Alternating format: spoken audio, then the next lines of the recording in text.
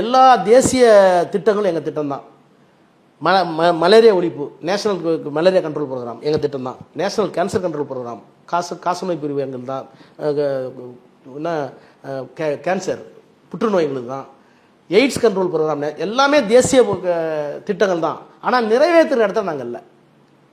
திட்டங்கள் கொடுக்குறோம், பணம் கொடுக்குறோம், நடைமுறைப்படுத்துவது இம்ப்ளிமெண்டேஷன் ஸ்டேட்டில் இருக்குது. நீங்கள் ஸ்டேட்டில் போய் உங்களுக்கு என்ன தேவைன்னு பூர்வாங்க ஒரு தாக்கீதை எனக்கு அனுப்புங்க, ப்ரொபோசல் அனுப்புங்க, நான் தர்றேன்.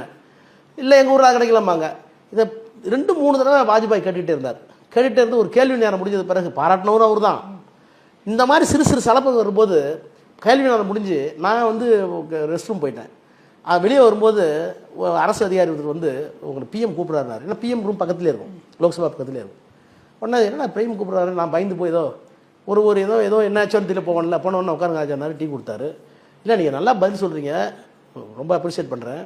ஆனால் அது எப்போ பார்த்தாலும் வந்து மத்திய அரசு தான் செய்யுது, ஆனால் எங்கள்கிட்ட ஒன்றும் இல்லைன்னு சொல்கிறீங்களே, அதுக்கு என்ன தான் வழி அப்படின்னாரு.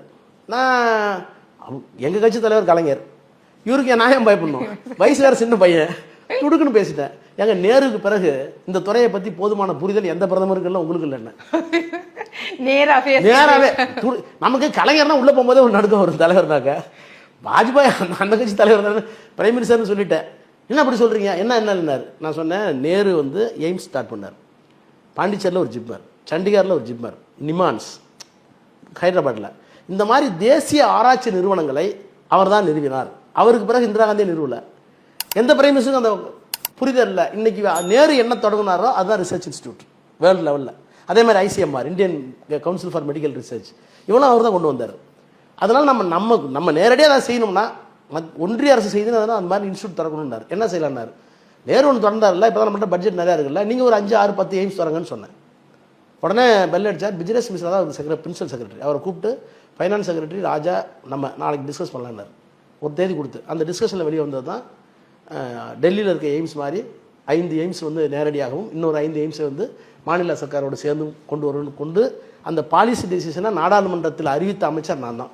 இன்றைக்கு இந்தியா முழுக்க இருக்கிற எய்ம்ஸ் வருவதற்கு காரணம் அடிக்கல் போட்டது நான் தான். அது ஒரு நாடாளுமன்றத்தில் எனக்கு ஒரு பெரிய அனுபவம். அதை நான் என்னோட புத்தகத்திலே 2G புத்தகத்திலே சொல்லியிருக்கேன். கண்டிப்பாக விதை போட்டிருக்கிறீங்க.